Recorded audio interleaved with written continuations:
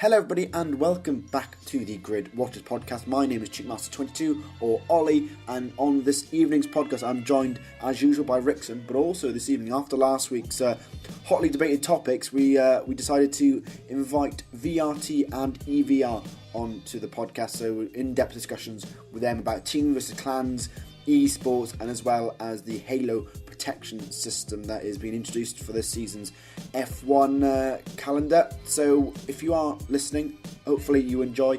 Don't forget to check us out on iTunes. Give us a lovely review. Some stars would be lovely. And if you're watching on YouTube or you're downloading it, thanks for that. And hopefully you enjoyed the podcast, and I'll see you in a bit. Hello everybody and welcome back to the Grid Watchers podcast. This is episode number 24, and finally we were allowed back on the internet after sort of breaking the internet and Twitter last week with our podcast, and it got a lot of views, so I'm pretty happy. So tonight we've upped the level, and this evening I'm joined by Rixon as usual, but I'm also joined by EVR VRT, the head of EVR, and VRT RIXON, the head of VRT. How are you both doing tonight? Not too bad, not too bad. I'm not too bad, mate. I'm not too bad. Good. I'm glad you're both all good, because tonight is going to be, it's going to be a spicy one. We're going to dip into a lot of different topics, and hopefully we sort of get some good details and some reactions from you both. So to start, I just wanted to get sort of a background from both EVR and VRT. So let's start with EVR. Just start off. What is EVR? Well, EVR was my venture almost a year ago now. I made a few mistakes in the past team, and I thought, you know what, I'm going to give it a shot at leading a team. And in the past year, we originally started out as Forza. We've sort of branched out into Project Cars. Now we're branching out into F1, or we have branched out into F1. We're now looking at sort of new opportunities for expanding, possibly with obviously PlayStation and iRacing, etc.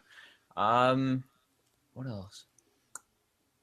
Yeah, it's to be honest, the way the team is, it's not sort of as I see my team, I don't really see them as a team per se. I see them more as a family. If you get what I mean. It's more of a chill environment, no contracts, just everybody does what they do and so on. Okay. All right. So interesting. For me, I mean, obviously, might be a bit early to talk about it just yet, but I'm not sure how you feel, Cheek, but there was a lot of talk, especially after our last cast we did, and then obviously ESR fell through pretty much straight after that went live. So yeah, I mean, the main reason we've got you both here is to just mainly kind of see what you guys both think. I mean, you're both team/clan leaders, however you want to swing it. And I'm sure we'll be able to find out where you two sit on if your teams are teams or if they are more clans, but obviously there's a very vague line in between what both of those. Yeah, I mean, I know I didn't get to say anything during the intro, but yeah, cheers for you both coming on, because it's definitely kind of been floating around and nobody's really said anything. Nobody's called people out or anything like that, so the plan is delve deeper into why this is so toxic and why it's...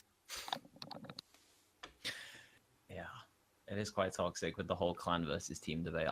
It's something, to be honest, that I think is kind of pointless. Obviously everyone sees what they want. You could look at a team and say, oh, it's just a clan, but in my opinion, it's more of, I think clans are sort of more Call of Duty based. It's basically for me, if you say you're in a clan, you may as well just put 3 letters in front of your name and not bother doing anything. Whereas if you're a team, you actually care to represent the name and represent the main event and so on. I've heard people say, obviously, oh, you're only a clan if you don't go to esports events. But then again, with EVR, I've had drivers that have been at esports events, like F1 esports, for instance. So, I don't understand why people would say, oh, this is just a clan. It's no, it's not. Yeah. What do you mean? So obviously that's your point of view, mate. But we've also got VRT leader here with Ring Rose. So same question that Cheek just asked. Give us a bit of background on VRT. Well, essentially, sort of I started VRT. I'll be honest. I applied to join ESR when they were good. Oh God, right. And I think we I described kind it of got last week. rejected. Let's put it that way. So I decided for my own team, VRT. It just sort of started off as just sort of a fun thing with a bunch of mates, and then sort of expanded from there. Really, we just sort of brought in drivers. We started off on F1, and then Project Cars 2 came out. Sort of went on to there. A couple of our drivers already were racing Project Cars 1, so they went on Project Cars 2, and then sort of where we are now, where sort of the main focus is iRacing. Obviously, after Sebring yesterday, our first sort of main sort of special event, it's sort of where I think and sort of the guys, me, Rasmus, the other sort of co-owner, think is the right way to go for the guys, because a lot of the people in the team are sort of looking to go in down that route and just sort of progress them from there and develop them further as drivers. Yeah, so Yeah. it's pretty Go on. similar. Sorry, Chu. It's pretty similar for both of you then, really, on where you both kind of stand. But it does seem like VRT was less of a was meant to be less of a serious thing. Would you say that's kind of the truth? Like when you first started it, you didn't think that it would ever be this relatively serious? Yeah, I mean, when I started, again, we've had everyone's within the past couple of weeks. Kieran's mentioned it, putting the first three letters in front of your name. I mean, when we first started, you could probably call us a clan, because obviously we didn't really do much. It was just sort of we raced in the leagues, we raced in with a different gamer tag. There wasn't really much to it. But whereas now we race as a team, and sort of there's a lot more going on in what we do, kind of thing. Yeah, I mean, Talking at the exact same time, right, Chick? Go on. no, I agree with Ringrose's point. I sort of want to look into can a team. I know VRT have gone into iRacing now, but if I'm talking to you, Kieran, you guys haven't really delved into iRacing, so can we really sort of take you seriously yet? Well, I mean, you can think, what you like, but at the end of the day, I mean, obviously iRacing is sort of like the pinnacle of sort of sim racing at this point in time. I mean, I've tried it myself, and it's, in my opinion, it's incredible. Just the game feels so smooth, but it's the fact of the matter is money at the end of the day. It's an expensive game to run, obviously with a monthly subscription just for the game. But then again, obviously you've got the extra money on it for, extra tracks, extra cars, etc. I think if most of the members in the team obviously had like a good enough PC to run, that's another point actually as well. PCs, obviously you can run sort of iRacing on a basic PC build, but then again, you're not going to get sort of the full experience. Whereas if you had like a good PC and a lot of money, you could delve into definite sort of like iRacing events. I mean, it's crossed my mind, and personally, I'd love to do iRacing myself. I mean, I have a wheel, have a rig, etc., and obviously a good enough PC to run it. But it's the fact of the cost at the end of the day. Okay, yeah, that's understandable with the cost that comes with iRacing, with the subscription base that goes with it. Sort of looking at your sort of driver lineup. Again, can I with some of the drivers you've got, they're not top dollar with some of the guys in your team.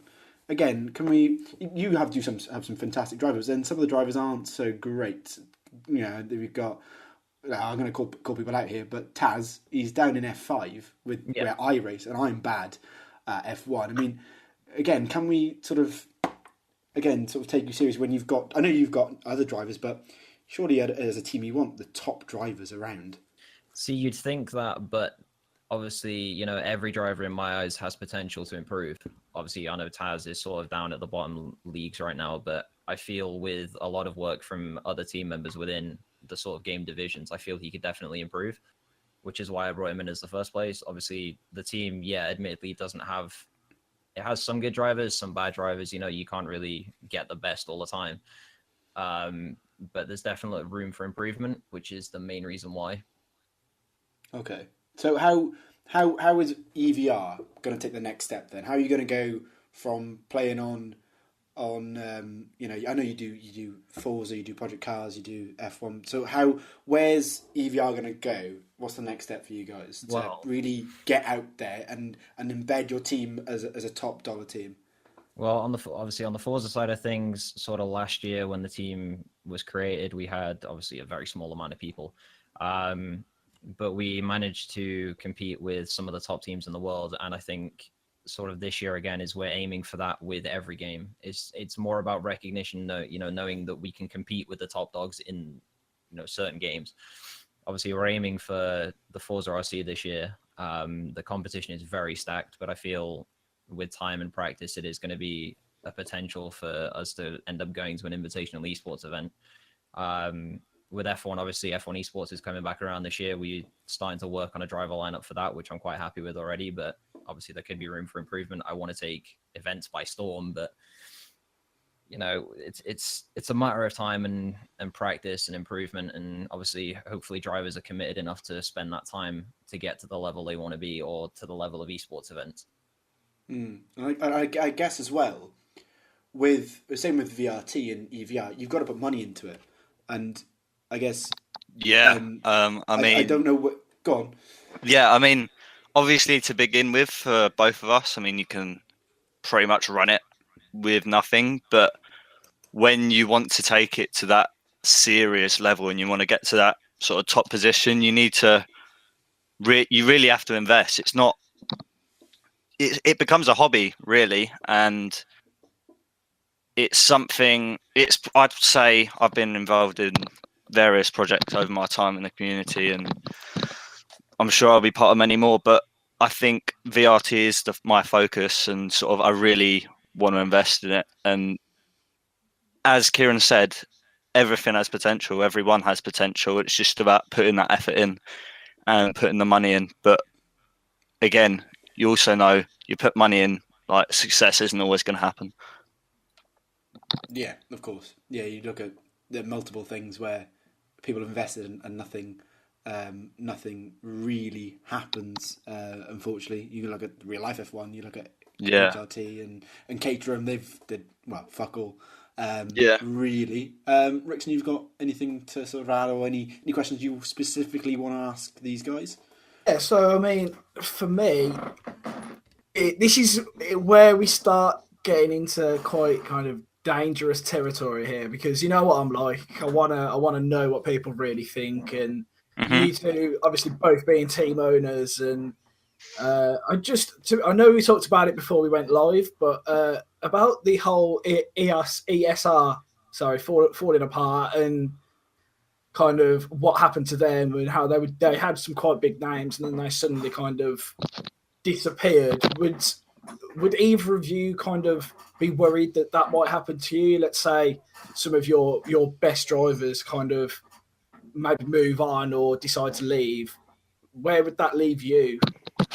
Would you fold, or would it be trying to gather more people back and then go on from there? It's a tough one. You look at ESR. I think the issue was ESR obviously lost lead to BAM. I think it was BAM. He left from ESR, and then obviously they lost Finch, and I think they were the key members, sort of leading the team. And then Connor left the team, and it just sort of, I think it wasn't due to losing drivers. I think it was poor management. I think the whole academy thing, it may have seemed like a good idea. And obviously, developing the drivers is, again, something we do as well. But I think they took quantity over quality. And I think if you have 10 drivers who are very high quality and you can finish consistently and do well in events, I'd rather have 10 drivers than 60 bog standard drivers. That makes sense. Are you in the same kind of camp, Kieran, with that? I am indeed. See, with the whole ESR sort of situation, I think most people in ESR, and I'm definitely standing on dangerous territory here, but I think most of the members in ESR were just in there for the 3 letters in front of their gamer tag. I don't think they really cared about performing for the team. I think I'm going to call someone out, but Finley, a very controversial figure in the community. Don't get me started. Rixon's best mate, as we all know. Don't get me started on that kid. Obviously, when Danny and David left, I think it was it Joe and Neil in charge, essentially, of ESR.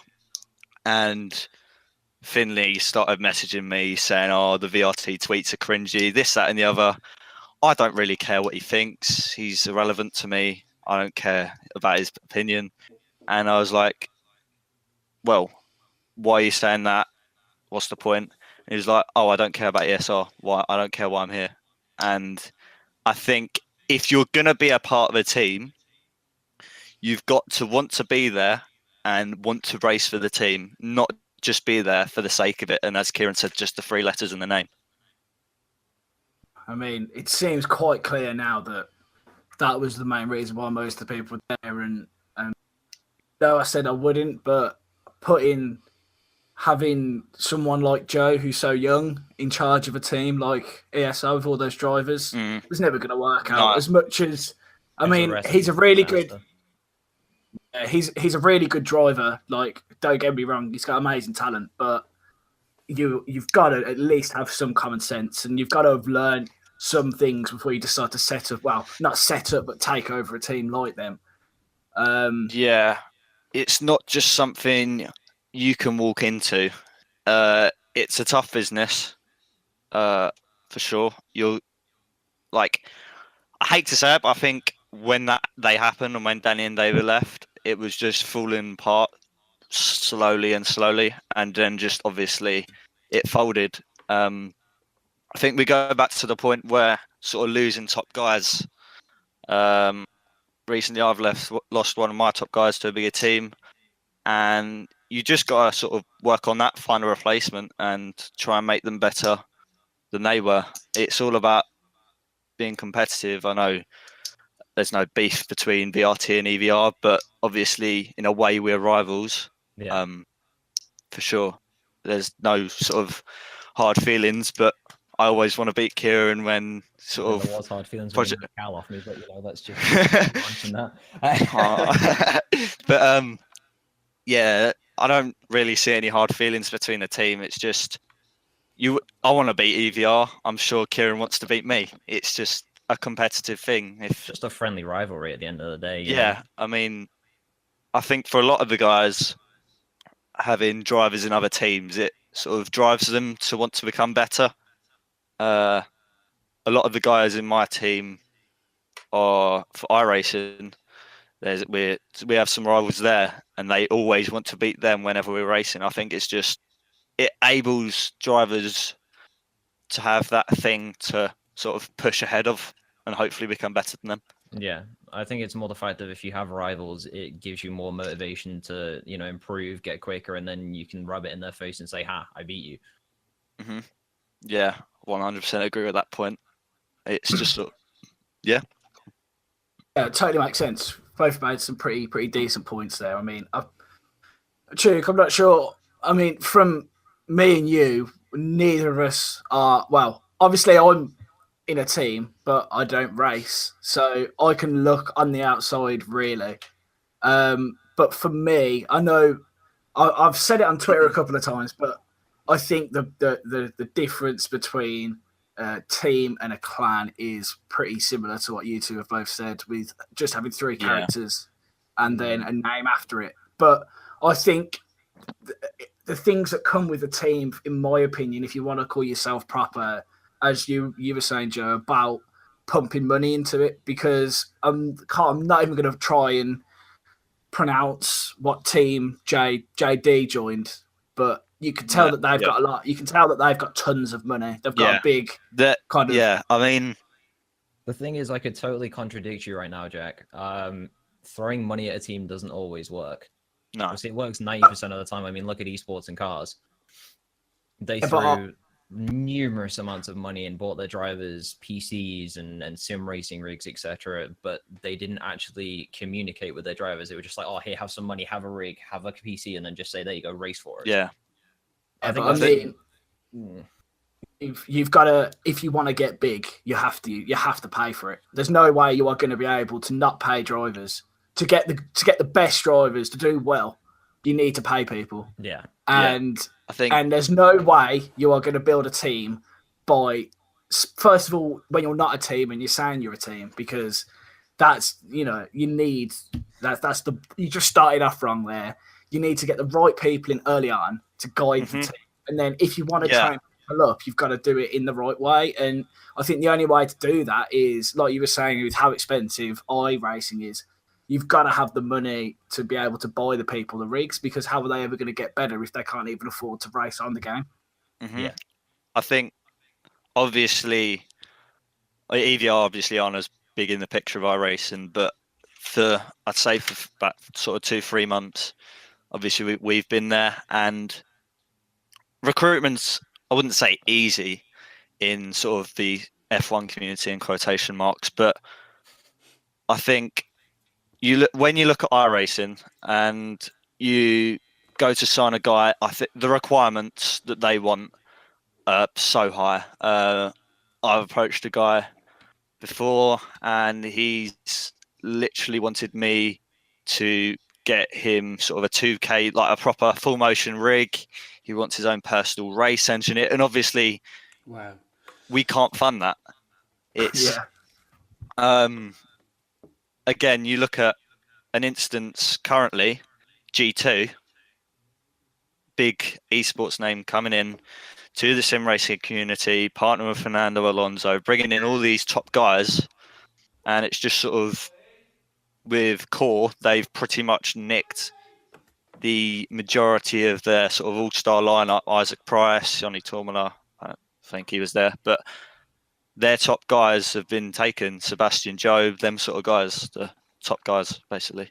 Yeah, but that's what money can do for you. Yeah, I mean, that's it. They've got the money to pay all those people, so they're going to do it. And there's no way, because this community is still very young. I mean, I'm not even talking about ours, even outside of that, like the Forza community and all of that shit. Like, there's people in there who are, you're talking 25, 20, 26 and onwards. Like, this is this is their life. This is what they want to do. And it's very difficult for young people, especially as in F1. We know it's awful, the amount of fucking children on Twitter.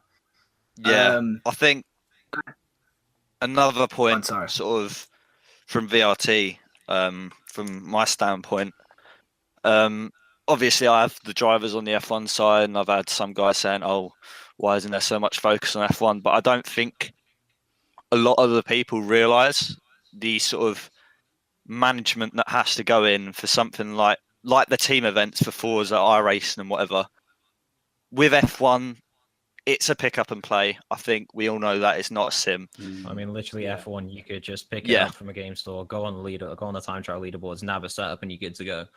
Yeah, it's a lot more effort is required on sort of, especially iRacing. I mean, I've been questions the amount of times, well, why is VRT going to iRacing? Why is VRT doing iRacing? What's the point? Why are you forgetting about us? And the point is, we're not forgetting about them. It's just sort of, you don't really need to invest when you're with F1 guys, really. But with iRacing, it's a sort of complete contrast with the amount of practice, the time you have to spend with the guys, and all this and that and the other. I mean, I'm not sure. I mean, if you with F1, if you look at kind of the last year of kind of the cycle of the game, nobody knew who Brendan Lee was before the finals. Nobody knew who he was. No offense to him, I love the guy. He's such a sound guy, but he was just a fat, tiny kid from some random town. Yeah, who was really good at the game, but nobody knew about him. And now he's massive. Now he's got his own personal trainer. He's racing for this. I'm not too sure how I feel about the team he races for, because I've heard a few dodgy stories about it, but I don't know enough to have my own kind of thought process on it. But if you look at him, I think there's a massive market for F1, but it isn't just the drivers and the type of people. It is the game as well, but obviously that's for another day. That we can talk about that at a different time. But there is a market for every game. You just got to look in the right place. Yeah. Yeah, exactly. I think, go on. I agree with Kieran's point there completely. I think you look at the sort of, I don't know whether to call it fan base or driver base, but the F1 games, I think the majority of the people, I'd say below 21, the majority, I'd say a solid 80%, especially in the community. You don't really see many older guys, but whereas in VRT and iRacing, there's a lot of, I'd say we have probably 7, 8 guys above the age of 30 racing for us. It's completely different because the money that's involved, I'm lucky to be in the situation I'm in at such a young age, being only 15. But I think some people just, as we've spoken about, the cost of it just isn't sort of feasible. I'll tell you another thing I've noticed in communities as well is people judging like because of people's age, if you get what I mean. Mm-hmm. I mean, like you take obviously from EVR's lineup, you've got Burnout and Morvik. They're 15 and they are ridiculously quick.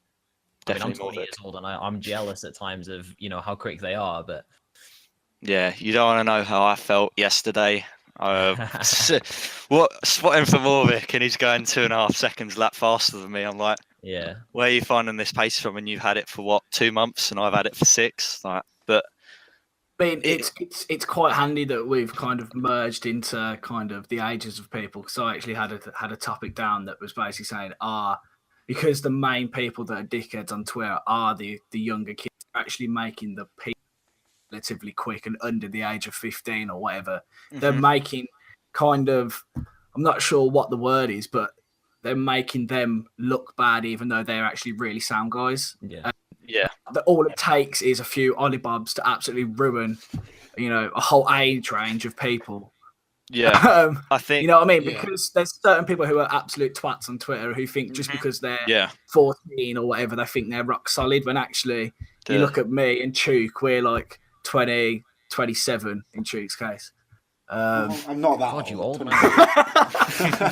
But I was thinking that actually, Ringrose, I'm 7 years older than you.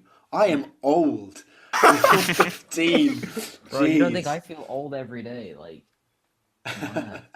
I mean, technically though, that isn't a bad thing because it does show that the game's going to be able to be played for years if it gets better. I'm not sure if it stays in the current state. I'm talking about obviously Codemasters, but in other games, I don't really delve into it that much, so it's not really my area to talk about. But if I'll probably pass this over to both of you boys, because obviously about obviously Forza and games like that. But is it as toxic as F1, or is it? I mean, I'm guessing it's going to be less. But do you get as much drama in, like, I don't know, like Forza?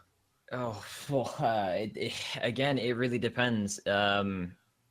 It's more the immature guys that cause the drama. I mean, you've got people like me. I mean, I rarely tweet on Twitter. Do you know what I mean? I like to stay to myself.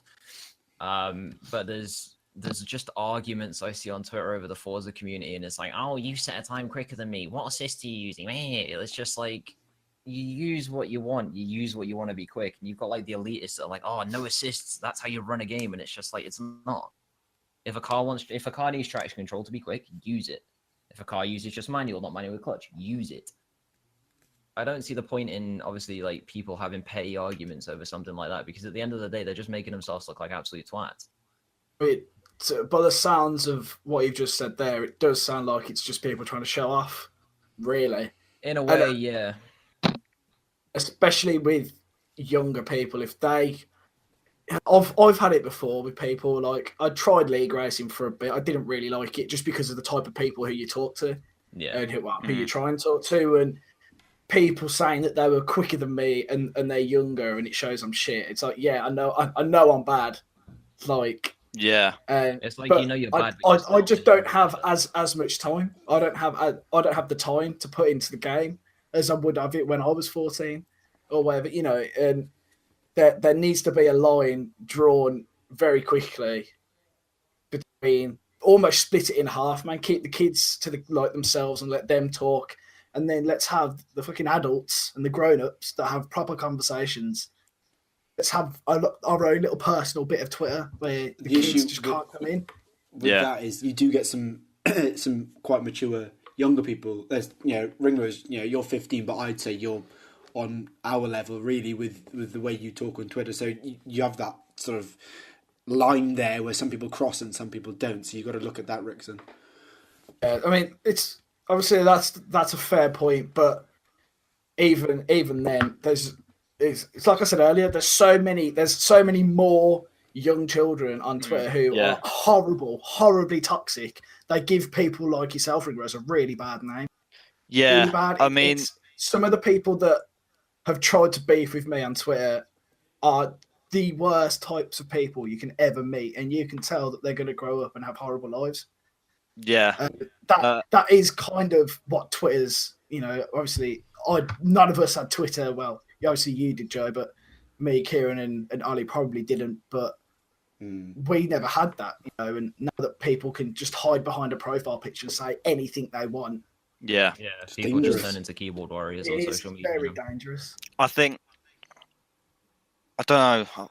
Well, sort of Kieran was talking about the Forza community. I think with sim racing, it's slightly different in sort of the way, because there is beef. Wherever community you're going to be in, there's going to be a problem with this or a problem with that. It's never just going to be quiet. Do you know what I mean? Yeah, but I think, as you said, the kids just need to sort of, in the F1 community, don't think about what they say and they just put it on Twitter. I think a perfect example is Payne yesterday. I'm not going to say what he said because it was just horrible, but it's just kids being kids at the end of the day. And I think that's why, I got iRacing, but I think that's why I've just wanted to veer away completely from the F1 community, because I'm just sick of everything that goes on. And in the sim racing community, the only sort of beef there will be is if deals are dodgy with drivers, because there's like proper negotiations. There was an actual negotiation for when VRT signed Cal, but we go back to the point with G2. They have money, but it wasn't, from what I've heard, it wasn't a smooth transfer. The way G2 did it apparently wasn't very good. And I think another example is Connor going to Radicals from us. The way the deal was done was shocking. From a top team, they won 24 hours of Daytona in iRace, and they've won Sebring. They've won a lot. They're one of the top teams in iRace and are in the World Championship. And to announce a driver on a stream that, when nobody from their team has spoken to me, it just sort of doesn't seem right. I think that's where the issues are, and sort of when people are dirty and stuff like that. It's a bit sneaky doing it that way. Yeah. Did they? I'm not sure if you want to go any deeper without kind of ruining anything you have with Connor, but did they speak to you before they did that, or did they speak to anybody from VRT before they did that, or was that just the stream? There it was gone. You had no idea. Well, it's a pretty complicated situation, because obviously we signed Connor. We signed a guy called Ty McLeod, who is racing the AWR Formula Renault, and him and Connor were teammates. Obviously, I've known Connor for a long time. So Connor decided he wanted to join. I knew he was on Radical's radar. So I knew that we'd probably end up losing Connor at some point. And they didn't speak to anyone in the team. Connor didn't know about the move himself, which I think was the most shocking thing about it. On the stream, Connor said that he was racing for us next season, and 2 minutes later, it's the fact it wasn't the team manager either. It was a driver that came on, announced he was racing next season, and that was it. Obviously, I'm sort of commentating there, so being team manager, I've just heard that. I'm like, what? Sort of in shock. And I just think it wasn't the right way to do it. If they wanted to make a move for Connor, they should have messaged me or someone in the team.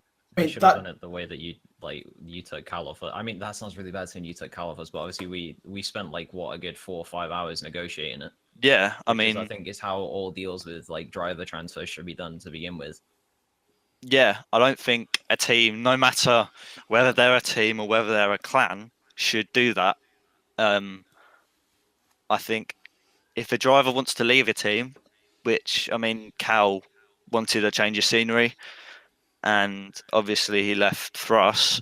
I think the way that the deal was done with us was the right way to do it because I was talking to Cal. I'm good friends with Cal, and obviously always wanted to bring Cal to the team, but we weren't big when he went to SDL, etc.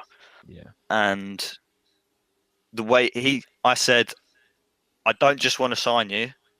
I want to talk to Kieran first because it's Can this. you watch your mic, mate? Sorry, you're blowing into your mic really Is that me or Ollie? bad. I'm not Right, sure. I Anyway, think sorry. that's good now.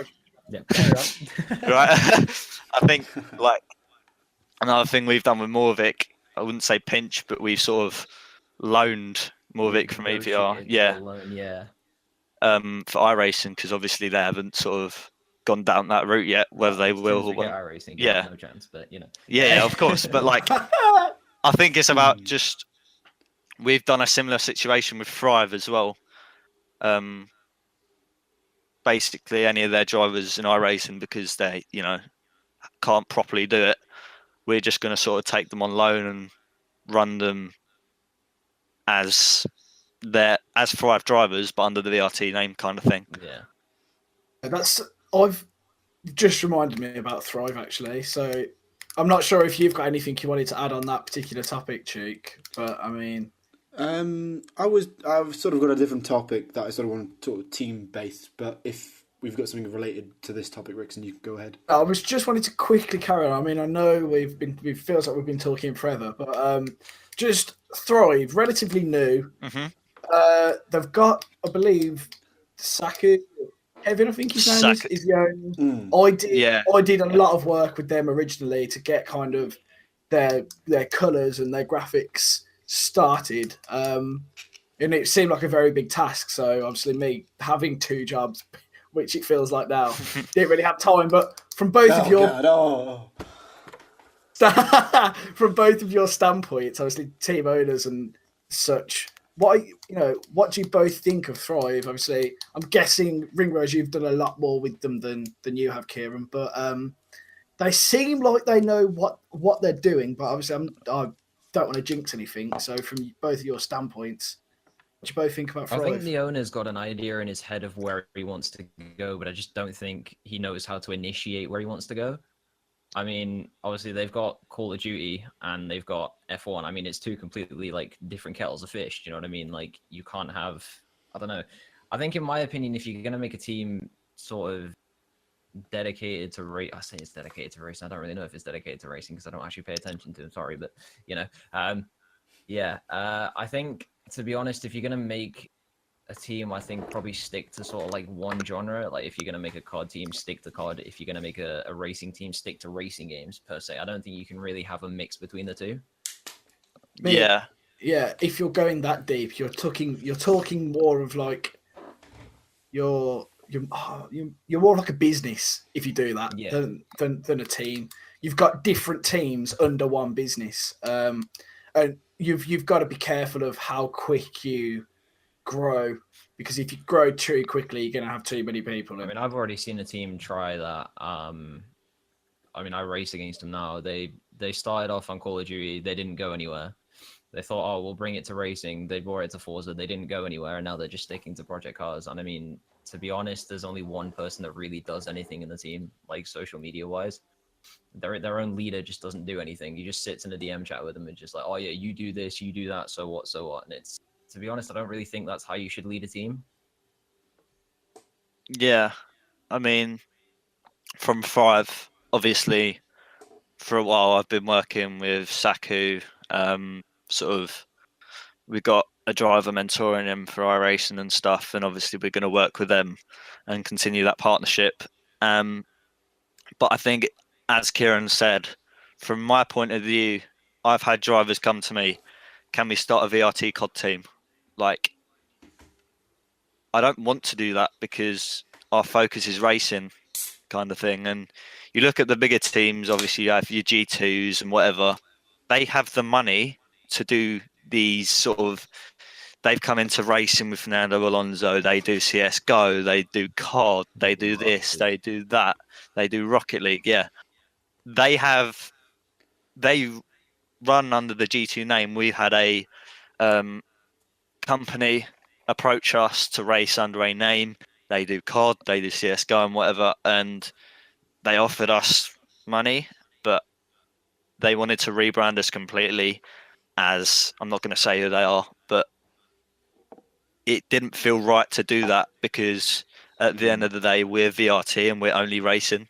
I mean, we may have a bit of a joke where we'll do sort of a tournament within the team or something like that with some other like sort of drivers and whatever. But I think sticking to one genre, especially at our level where we just can't invest thousands and thousands like G2 and stuff can, I think it's just, and then you don't get too confused with the different members in your team. Yeah, Go on. that totally makes sense. Okay, it seems to be stuck in a full circle of kind of you have to pay money to be good. And I know, especially Kieran, you sounded like that you don't think that was true, but thinking about it now, it does seem the way. It does seem logical, but I think personally, I think it shouldn't have to be a case of splashing money at a team in a way. I think it should literally just be built up on driver connections and how the team is led to begin with. It shouldn't just be the fact of just splashing cash and saying, oh yeah, there we go, we're going into this, we're going into that. But that seems to work well. Yeah. I mean, yeah, but Rick, you as a you can take a horse to water, but you can't make it drink. You know, you can invest thousands of pounds, but it doesn't work. It doesn't work. But if you're going to spend as much money as G2 did, you got to know that you're going to go in for the right guy straight away, and they're a huge business. So yeah, I mean, with someone like G2, they've probably been talking with. It wouldn't have just been them guys that they were talking to. They were probably talking with literally every single top driver they can find. You know, message them. Can we get him in? Do you reckon? Do you reckon you can get him in? It's a similar sort of thing. Kieran probably does it. I know I do it. You approach a lot of drivers. Not all of them are going to say yes. And it's just about finding the right guys for the team. If you don't think that they're going to fit, they may not be the fastest at the moment. They may be the fastest there, but if they work on their own, what's the point in having them as a team? Yeah, you know, they've got to have a good connection with team members. That's why, like, I look into members, and obviously, like, I suggest so whatever game they're coming in for.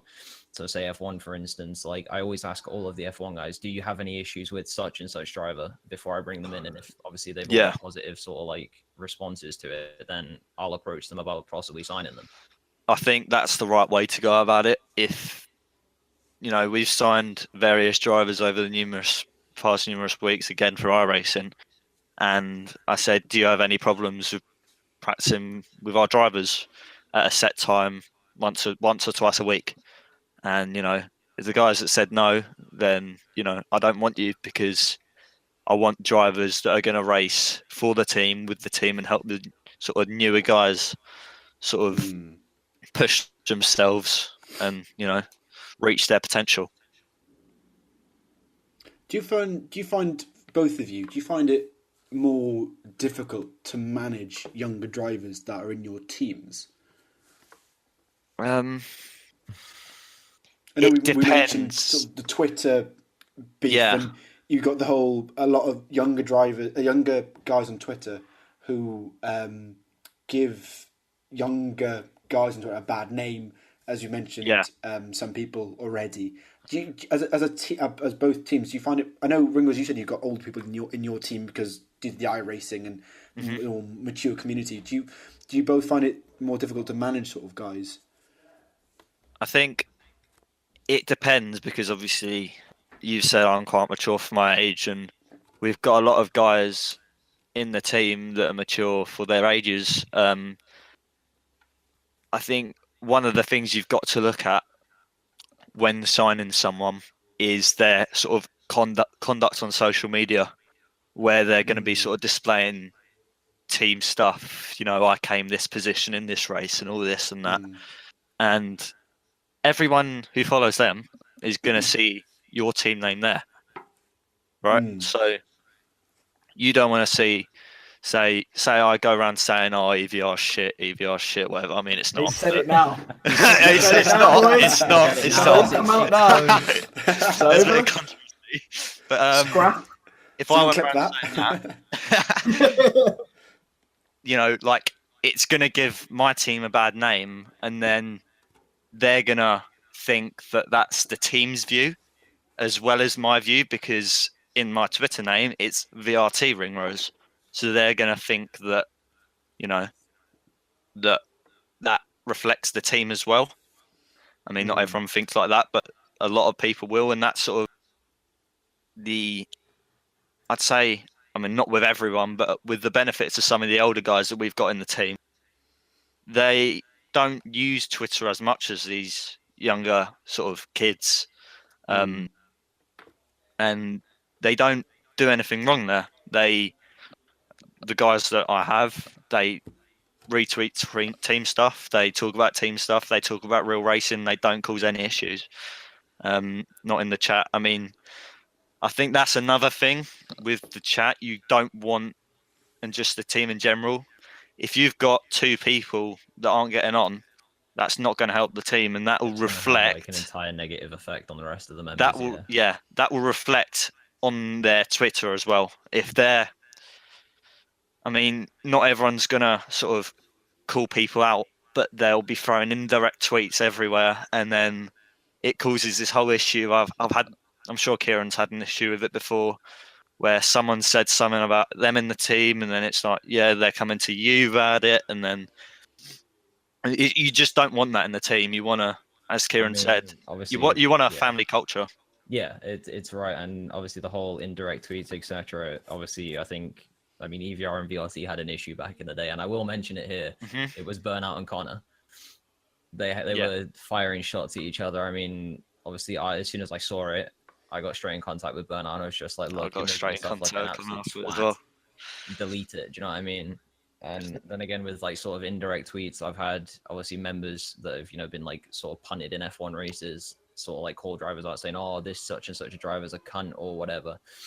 But I've clocked onto it straight away, and then they've apologized to me, because it's a fact of they've just raged to the point of, "Oh, let's vent it on Twitter." But I think really they've just typed it before they thought about it. Yeah, I think that's what a lot of the kids do.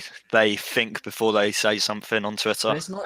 To be fair though, like going off what you just said, it's not just kids as well. Yeah, I think some of the older guys do it as well. I think they've just got to. I mean, obviously, you're always going to have heat of the moment stuff. You're leading a race and you get taken out by P2 on the second to last lap of the race, and obviously, of course, you're going to be pissed. That's a given. That's natural, but it's just about learning to control yourself. I mean, it's a completely different topic, but Yeah, I mean, when Cal was in EVR, obviously he did start quite a bit of beef on Twitter. But I managed to sort of talk to him about it, and he ended up deleting all of his tweets. It hasn't changed much, because he's basically gone back to what he was, but just not as beefy. He's still bipolar on Twitter when football games are on, which is just spamming my timeline. It's like I don't need to watch the game on TV. It's just I'll go on Cal's just Cal, updates. Yeah. Live updates on Bakayoko. Yeah. I mean, we've been going for quite a while here now, Chick. I know you wanted to move on to a different topic at some point, but I mean, we could sit here and talk about this all day. Yeah. But I do think that both of you guys are in the same mindset, and it's a good mindset to be in. And I think people who want to start teams or are currently owning teams should think about, is it really worth it, especially kind of all these new teams that are being created every single day, just so people they're not teams. I shouldn't use teams. All these clans being created every day. That is another point. I mean, Ollie Bob, I've got to have counted at least 6 teams that he's made, and I really question why he does it. if He creates a team, DMs a team account. He's like, "Can I join?" And as soon as someone says no, he Yeah, goes, "Oh fuck it's it, let me go make another team." And it's like, why? You're not making yourself look any better than you are. yeah, he sets up a team with another guy in the community who probably isn't at that level to join VRT or EVR or whoever it is without any disrespect. And that Ollie's approached him. Do you want to make this and this? We'll call it this and this. I'll do the graphics. We'll sign some drivers. They sign some drivers. The thing is, it's always the same drivers I see signing for these clans. They're not getting signed. You're not calling it No, signing the true. driver. It's not. It's True. Nothing gets signed. It's just, do you want to come and be my pal and we'll have a little clan together? It's literally like it was back in the Call of Duty days. That was it. That's how a clan was made. Just Like, you talk to a friend. Oh, do you want to come join me? Yeah, screw it. Just put 4 letters in your clan tag. Let's go play. Yeah. Exactly. That's not official. That's you haven't spent money to change your gamer tag. That's just the clan tag on COD, and I think that if they did something similar to that in racing games, I know in Forza they've got those clubs. I'm not sure if they still have that now, but back in the day when I used to play it properly, clubs, they don't have join a clubs in club. the newer titles. Yeah, you could join like the AR12 club, and you would have AR12 in front of your name and things like that. I think that would be a much better approach to rather than just making a name, making a new Twitter account, and that Twitter account following a load of people who could possibly join you, but realistically they never will. I think I would bring up a touchy topic, but I think I might leave it. Go on. Go on. Teams that come into the community and follow bot to look relevant. We know who we're talking about here. Who said that? So the list is endless. That's interesting. I feel like Cheeks really wants to talk about something different at this point, but it's all relevant. I think we're covering a wide base, and hopefully the listeners are sort of enjoying it and let us know your opinions on the whole thing below. But I think we're still being relevant here. Okay, so if we go back then to the following bots, I remember when that first happened, and I called them out on Twitter for it. I like to think I was one of the first people to actually be like, "Wait a minute, what is going on here? This isn't right." And it was really shady. And eventually, their team account messaged me and said, "Hi, RIXON, look, we've been follow botted here. We're not sure what's happened." And was that the Watch account? Yeah. Yes. Oh, God. So I don't. As much as they are a real team, and you can tell that they want to go far, that is the worst way to come into, a group of people and try. Just it makes you look so bad. Yeah. I kind of was ragging Limitless as also, and he sent me messages as well, going, "Look, we've definitely been follower botted." It was interesting to have a chat with Dan Hawkins as well from AOR, and I'm not sure if he'd mind me using his name. We were talking, and he said that costs a lot of money to do that. Yeah, that is a price to buy that many followers. That's relatively pricey, That's and there's no way somebody's gone. gone. Maybe more. Depends where you get them from. And I just don't no understand way. why somebody would spend that much money just to make their team look relevant and then get called out for it, because they can't get that money back. They've just spent that money for no reason.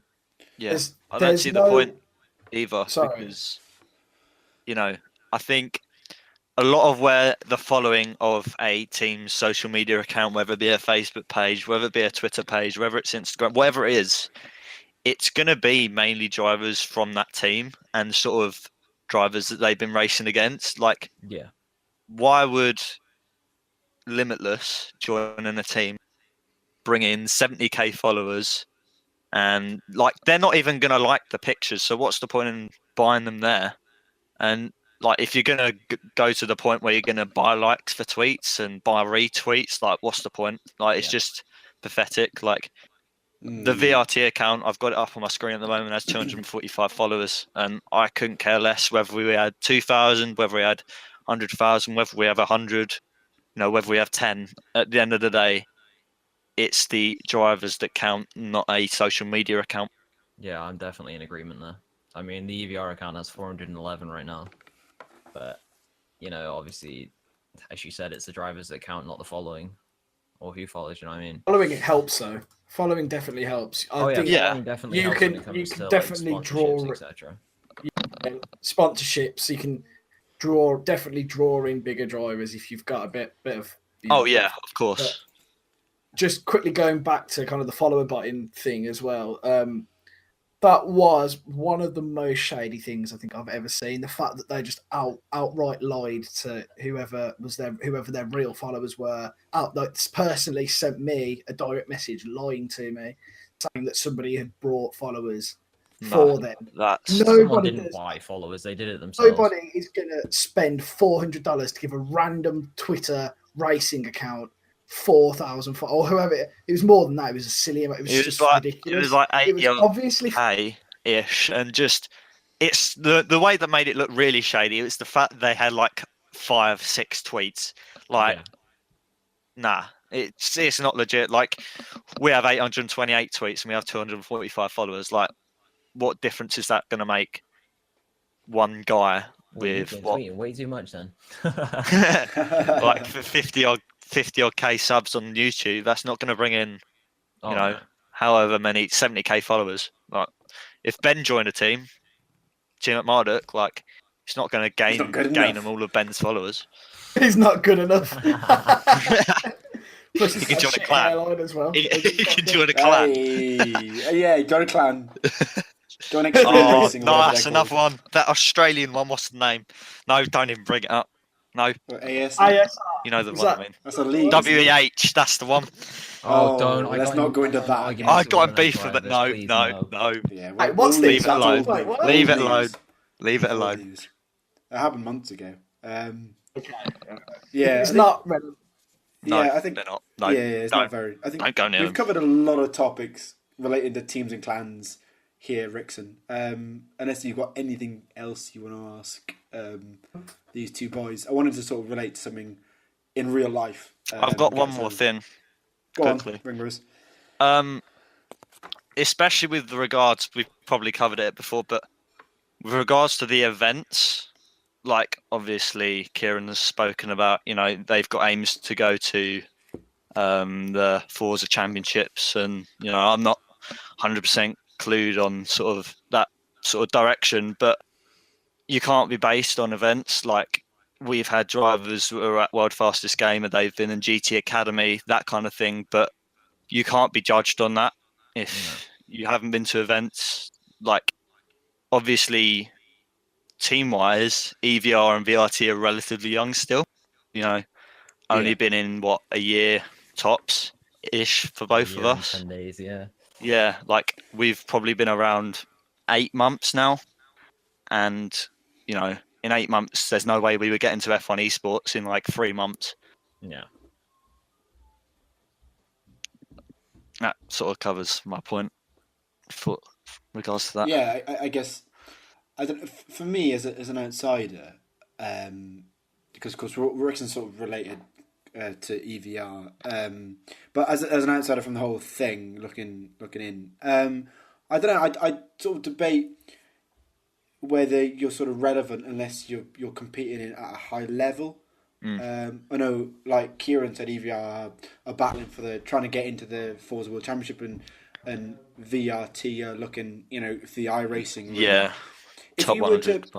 Yeah, and we also got Thrive are also quite a young team. Yeah, they're a lot young.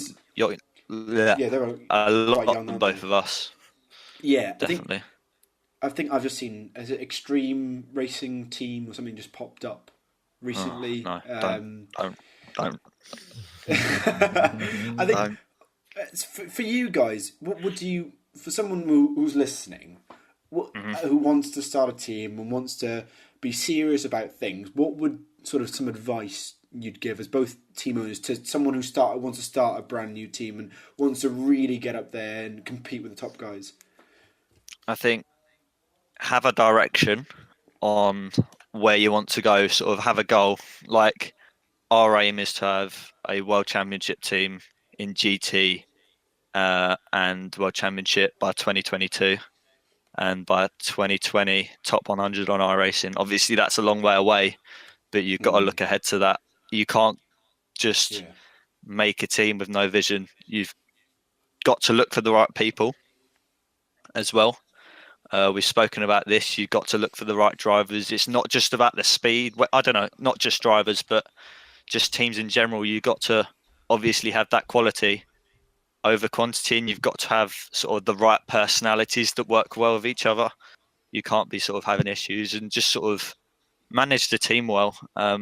If it's becoming hard, bring someone else on to sort of your level and sort of help them manage the team with you. If you can't run it on your own, I got to that stage I couldn't manage 30 odd drivers on my own, so I brought in Rasmus. Like, it's not easy. It may look easy, but some people may think, oh, they're just, tweeting from an account every day at 7 p.m. results from AOR. But people don't see what goes on behind the scenes of VRT, EVR, Thrive. There's a lot of DMs, emails. To be honest, being a team leader, admittedly it is stressful, but I wouldn't do anything else. I love it as a job. Yeah. Do you know what I mean? I mean, I'd obviously want to take it as high as I can. And I think once you get into it, it seems stressful, but good things will come if you do the right things. I think in such a short time that EDR and VRT have been around, I think we've done pretty well in a pretty niche market with a lot of big teams around us that could have pinched our drivers. Yeah. And we've both managed to keep hold of them. And I'm sure both of us will just continue to expand and grow in the future. Yeah. Yeah, no, that sounds pretty like you both got a plan, and I wish both of you the sort of best of luck. I want to talk about the F1 Halo, and I know a lot of people hate it and a lot of people love it. So I wanted to get your and RIXON as well, your opinions on the Halo, and I guess I'll throw it over to Ringo to start with. Is it right to have it, or should people just I guess some people have the argument where, well, if you don't want any head protection, go watch another sport, go watch endurance racing or GT cars. Is it needed in F1? I think it's definitely a very touchy subject. I don't think I think head protection, we always want to see open cockpit fully. It's F1, it's the top level of open wheel racing. We had a similar situation with LMP2 where now all cars have to be covered up, and LMP1. I think after the Bianchi incident, I know it was a freak accident, but if head protection saves someone's life, it's good for me. But I don't think the halo itself is the way forward.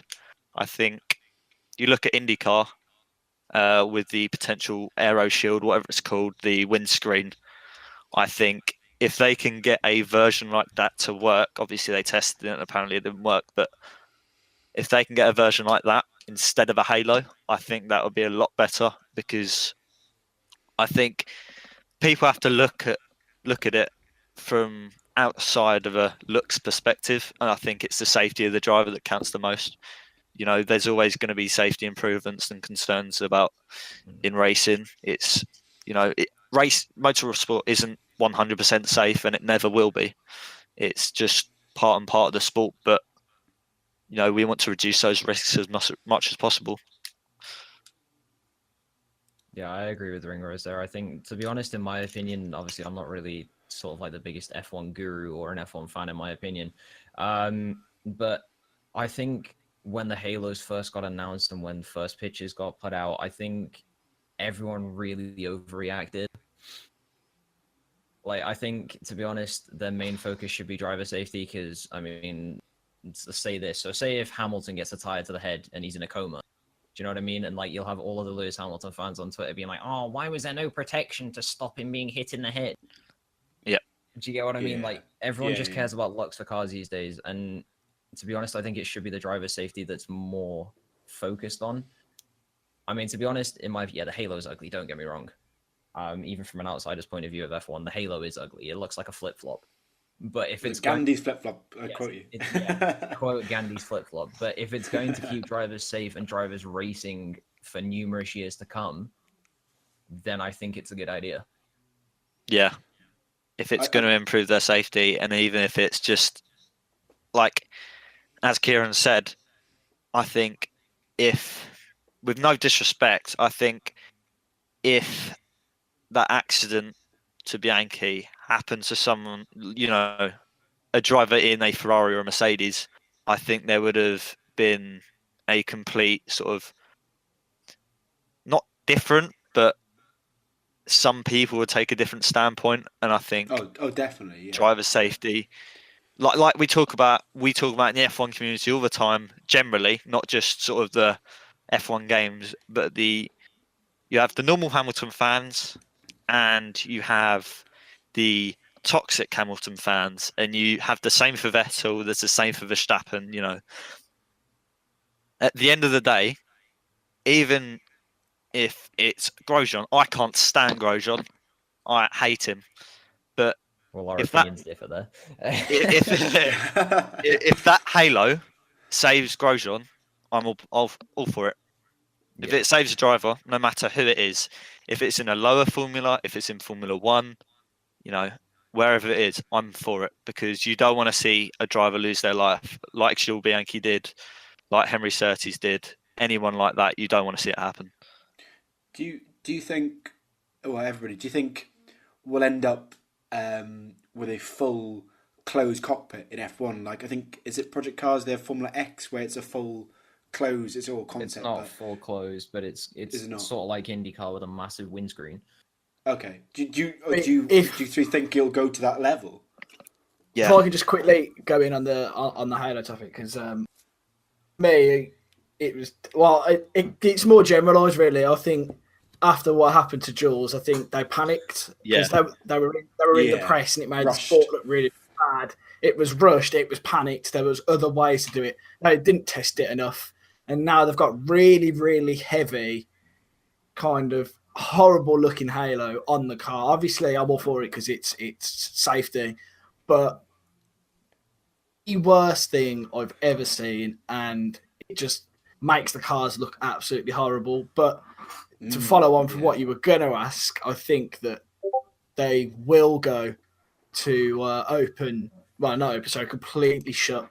I think that's probably the best way to do it. But then again, there is still the thing on if the car flips or whatever, it's going to take them ages to get out, and there's all it can go loads of different ways, and I think that they just didn't test it enough, and with more testing, they could definitely make something better. Yeah, I think. Go on. I think there's better solutions out there. I think the halo, as Rickson said, is definitely a very rushed option, and I'm sure we'll only see it for 1 or 2 seasons max, and we will find a better solution, like the windscreen. I think they just rushed to get something out. Is this? It will save a driver's life. We've done all these tests. It's safe. All the concerns about it. Don't worry about it. It will save someone's life. Yeah. It's just, it's not the way to go forward. There will be another. Well, there should be another solution. As weird as it sounds on the Halo topic, I feel like in a couple of years it might. I don't think it's going to be like full sort of closed. Obviously, it's going to be full sort of closed cockpit. It's how almost what's going these days. But I don't think it's going to be like sort of full sort of like bodywork. I think maybe it might just end up with sort of like a glass dome. If you get what I mean, like a fighter jet kind of thing. Yeah, because as long as it's easily removable, like if say the car's on fire or something and the driver needs to get out in a rush, just pop a couple of switches, yank it off, and they've still got like enough time to get out. Do you know what I mean? Yeah, like a release button or something on it that like the headrest. Yeah. In a way, it's just as easy to get off as the headrest. Like the headrest was brought in for safety. Like the helmets have always been tightened up. They've been sort of improved over the years. They had that hands device that goes on the back of the helmet. I think it's just about the safety of it and what is going. What's the right way to go forward? I think, as Kieran said, like a fighter jet kind of style dome above the driver, I think that is the way we should go. But guess- make sure it's easily removable. The issue with the dome fact, because the driver has to, if there's an emergency, the driver has to get out within X amount of seconds. I guess if that dome were to get damaged, how would that driver get out? That is, I think, one of the key issues with that. Yeah. So that goes back to testing. That's all they've got to do. They've got to test things more. Oh, the yeah, Halo of was course, such a rush, last minute thing. Yeah, that- like they had to increase the getting out time, and what's the Have they? point in Okay. having a getting out time of the car like a minimum or maximum even, where you're going to increase that? Surely that's to make sure the driver's safe, and if you're going to increase that, couldn't that put them in danger? Yeah. Like, it works both ways. You can't increase something because something gets in the way. You got to make something that doesn't get in the way. Well, it's simple as that. You can't just change a rule like that because they can't get out of the halo. Well, find an alternative then. If there's a fire, yeah, I was going and to say, someone struggles I to get didn't- out, I think the fire is the sort of biggest concern in my view. Yeah. Like above the driver's head, something like that happens, or like a car getting stuck on the halo. Like, how's a driver going to get out? Yeah, I didn't realize there was an increase in the allotted time to get out the car. I thought that was standard and they wouldn't change that. But I think if you look at the sort of past incidents relating to near head injuries, you've got, well, I think maybe the Massa in Hungary with Barrichello's suspension. Spa I think 2012. that would have stopped it. I Spa think 2012 as well. Spa 2012. I think Yeah, you've if also I'm got honest, Alonso Obviously, in what you're Spa. saying, Massa with the suspension hitting his head. Is the halo Yeah. really going to stop that though? The halo won't There's stop that, gaps. surely. Yeah, there's Well, gaps. that's spring. the debate, isn't Fire it? straight through. The spring, right? The halo covers sort of above the driver's head, so like a tyre doesn't impact on him, and sort of the direct front of the car to stop a head-on collision, right? But they keep on going about, it's going to save him from debris. That Massa Barrichello incident, Yeah. again, that's another freak accident, but that's not going to help him because there's two massive gaps either side, and it's a little spring. It's going to still hit him on the head, isn't it? Yeah. I think the halo, it will protect from, I guess, big debris like a tyre or maybe the tyre wall, but smaller items, maybe a piece of carbon fibre or like you said, with the spring, that could actually get in within the halo, or maybe if you had the screen would allow it to sort of bounce off.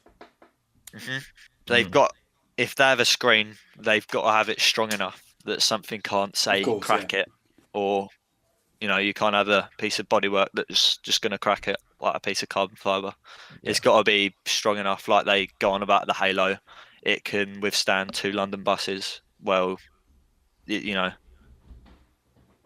it's different. It may be able to withstand 2 London buses, but can it, withstand a 200-mile-an-hour head-on collision? I think the real thing is here, like the statement to be made is, can all safety procedures coming in save a driver's life? Yeah. I think it's impossible to say you can say that motorsport there's no risk at all. That will never happen with any sport. You can never say it's 100%. It's safe. That is impossible. Yeah. Oh no. No. Every sport you're able to get injuries. Like, obviously, motorsport is probably a lot more catastrophic than some. Compared to say golf or something like that. But there's always risks with golf. You look at something like rugby or American football. They're dangerous sports. Ice hockey. That's don't get me started on ice hockey. Like, please. I go to ice hockey games, and I've been to a game where some guy had 10 of his teeth knocked out by a puck. Wow. It's not going to be safe, and it's the same with motorsport. It can be safe to a point but it can't be 100% guaranteed. You know, nothing's going to happen to you. You're going to come out fine. Yeah. Yeah, I think again, you know, like Ringo, as you said, and also Kieran, I think it's been rushed. I think other options are available, and I think IndyCar is sort of trialing something at the moment with the screen thing. I don't know if it's sort of working yet, but hopefully, I hopefully won't see a whole closed cockpit in F1. Hopefully, it doesn't get to that, but unfortunately, I think it may get to that stage. Unfortunately, but we'll have to wait and see. Really, there's plenty of years to develop new technologies and the rest of it. And I guess we'll just have to wait and see. But I think Rixon, that sort of rounds it off, unless you've got anything else to sort of talk about. Oh, not really. Just apart from saying cheers to both yourself, Kieran, and to Ringrose for coming on today and having a chat with us. I know we touched on a couple of touchy subjects, which it was good to have the viewpoint of both of you on it, because there's only so much me and Cheek can say before all of Twitter hates us and nobody wants to talk to us anymore. I think all of Twitter's going to hate me and Kieran. We're going to have some lovely mentions when this goes on. on. Honest, we could have said a lot worse. Yeah, so I think, as I said, it's about you don't want to touch that toxic side of the community. You know, we've gone on some touchy subjects. Yeah, we do. We've gone on some touchy subjects, but you don't want to cause issues and want to keep the names of both teams and clean. You don't want any issues there.